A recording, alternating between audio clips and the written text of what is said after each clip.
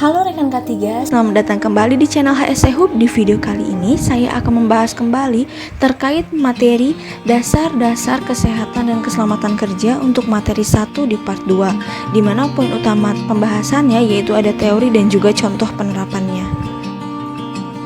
Nah, pada pembahasan teori ini terdapat 8 poin utama, yaitu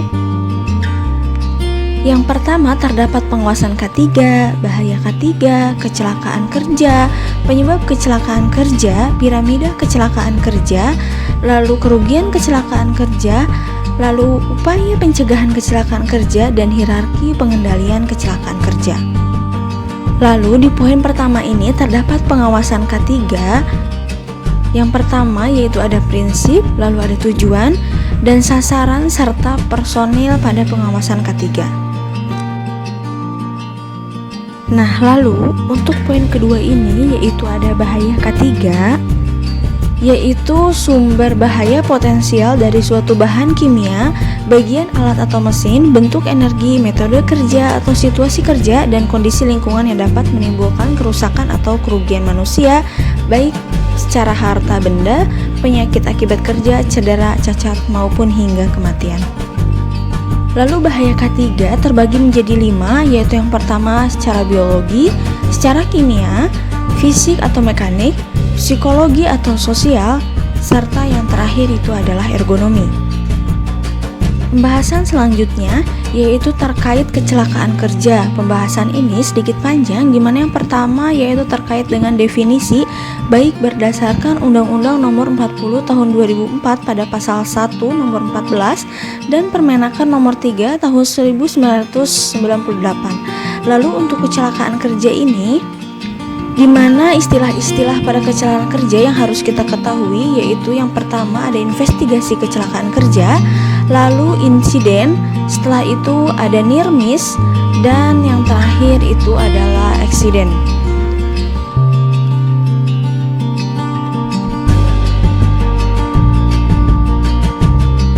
Nah, selanjutnya yaitu apa saja sih penyebab kecelakaan kerja?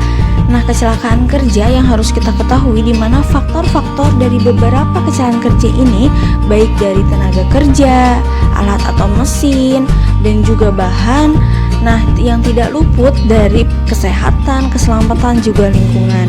Nah, didukung dengan lemahnya kontrol, lalu sebab dasarnya seperti apa, penyebab langsungnya bagaimana, insiden terjadinya seperti apa, lalu kerugian apa saja yang diterima.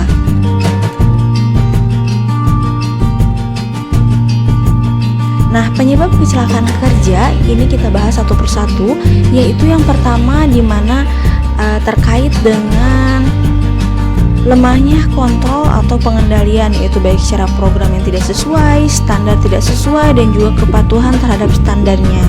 Lalu untuk selanjutnya yaitu terhadap penyebab dasar, di mana terdapat 2 faktor, yaitu baik secara pribadi maupun faktor kerjanya seperti apa, yang tercantum pada layar seperti berikut ini. Kerja selanjutnya yaitu penyebab langsung, di mana terbagi menjadi 2, yaitu berdasarkan kondisi tak aman atau unsafe condition, dan juga perbuatan tak aman, yaitu unsafe action. Nah, selanjutnya yaitu penyebab kecelakaan kerja yang dapat kita ketahui yaitu terdapat dengan kontak insiden. Nah, ini terbagi menjadi 11 seperti yang tercantum. Lalu apa saja sih kerugiannya? Nah, kerugiannya ini baik kepada manusia, kepada peralatan atau material yang digunakan, dan juga lingkungan kerja ataupun lingkungan sekitar kita. Nah, upaya pencegahan kecelakaan kerja, setelah kita mengetahui penyebab kecelakaan kerja, apa saja sih upaya yang harus kita lakukan? Nah, upayanya itu yaitu pengendalian pada sumber bahayanya dengan di-input, yaitu berdasarkan norma K3 yang ada. Nah, setelah itu di-input ke dalam sumber bahayanya, maka kondisi tempat kerja, sumber produksinya akan aman dan juga efisien.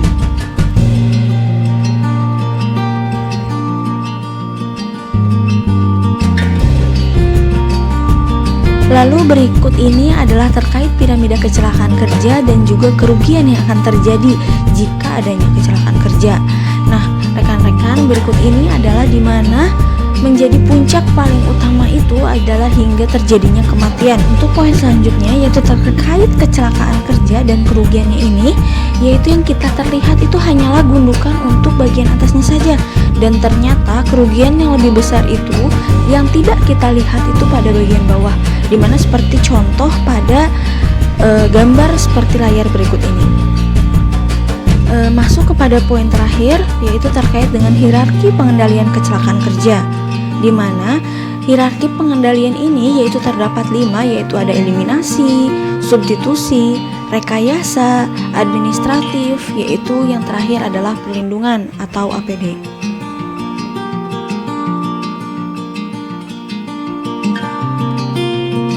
Kita masuk kepada contoh penerapannya bagaimana untuk pengawasan ketiga ini.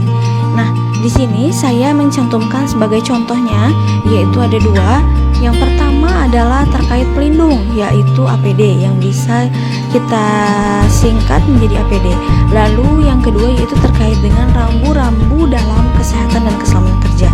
Nah, poin pertama yaitu alat pelindung diri yang disingkat dengan APD, di mana suatu alat yang mempunyai kemampuan untuk melindungi seseorang yang fungsinya mengisolasi sebagian atau seluruh tubuh dari potensi bahaya di tempat kerja. Berikut adalah terkait dengan definisinya. Nah, APD ini harus sesuai dengan standar nasional atau standar yang berlaku. Nah, pembahasan yang pertama terkait dengan APD, yaitu cakupan APD ini berupa yang pertama itu adalah pelindung kepala yang fungsinya melindungi kepala dari benturan, teruntuk benda tajam, benda keras, kejatuhan atau terpukul oleh benda-benda yang melayang, serta meluncur di udara, radiasi panas, api, percikan bahan-bahan kimia. Yang contohnya itu ada helm, tutup kepala, dan juga heads atau cap. Nah, untuk yang kedua yaitu alat pelindung telinga yang melindungi alat pendengaran kita dari kebisingan atau tekanan di tempat kerja. Nah, bisa berupa sumbat telinga atau earplug, dan juga ada penutup telinga atau earmuff yang sesuai dengan fungsinya masing-masing. Untuk yang ketiga yaitu adalah pelindung pernapasan, mana jenisnya ini tergantung dengan ambien atmosfer dan juga yang tidak terkandung dengan ambien atmosfer.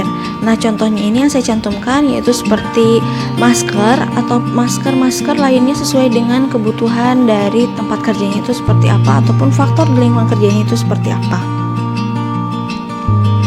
Ada banyak terkait dengan pelindung pernapasan. Nah, lalu yang keempat ini adalah tali dari sabuk pengaman yang fungsinya untuk mengurangi resiko bahaya apabila si pemakai terjatuh. Nah, contohnya ini adalah penggantung dan juga pelana atau harness yang contohnya seperti pada gambar berikut ini. Lalu yang kelima yaitu alat pelindung mata dan juga muka, di mana fungsinya itu yang saya cantumkan pada list pada layar berikut ini. Lalu untuk contohnya itu terdapat seperti kacamata safety, lalu face shield ataupun goggles. Nah, berikut adalah terkait contoh pada pelindung mata atau muka. Lalu berikutnya ini adalah alat pelindung tangan, di mana untuk melindungi tangan dan jari-jari kita pada saat bekerja, baik itu untuk pajanan terhadap api, panas, dingin, dan sebagainya, dengan jenis dan bahan sarung tangan seperti dari bahan kimia, pengelasan, kulit, panas, dingin, cutting, elektrikal. Nah, ini adalah peruntukan jenis-jenis untuk pelindung tangan. Lalu yang ketujuh yaitu alat pelindung kaki, di mana fungsinya untuk melindungi kaki kita dari timpaan benda-benda berat yang tertuang, logam panas seperti yang cair ataupun bahan kimia yang korosif, penyakit kulit tersandung, terpeleset hingga tergelincir, dengan jenis-jenis sesuai dengan pekerjaannya ataupun faktor-faktor lingkungan kerjanya seperti apa. Dengan contoh pada seperti yang saya cantumkan seperti berikut ini.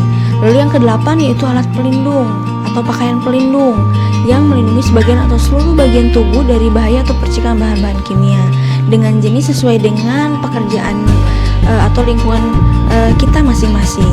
Nah, yang kedua yaitu terkait dengan rambu-rambu K3.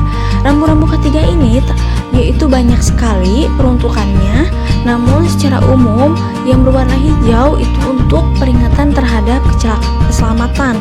Lalu yang berwarna biru itu sebagai informasi, warna kuning terang yaitu untuk perhatian pada informasi informasi. Lalu warna hitam ini untuk umum, dan warna hitam dengan tulisan merah itu untuk radioaktif, dan warna merah dengan tulisan putih ini untuk peringatan, dengan contoh-contoh yang seperti saya cantumkan pada layar berikut ini. Lalu teman-teman, jikalau ada hal-hal yang ingin ditanyakan, silahkan untuk memberikan komentar ataupun tanggapannya pada kolom komentar ini. Baik rekan-rekan, sekian untuk materi saat ini. Bagi rekan-rekan yang ingin berdiskusi, memberi saran dan tanggapannya kembali, silahkan klik di kolom komentar. Dan jangan lupa untuk pantau terus video selanjutnya ya. Jangan lupa untuk like, subscribe, dan share video ini jika bermanfaat. Sampai jumpa, bye-bye.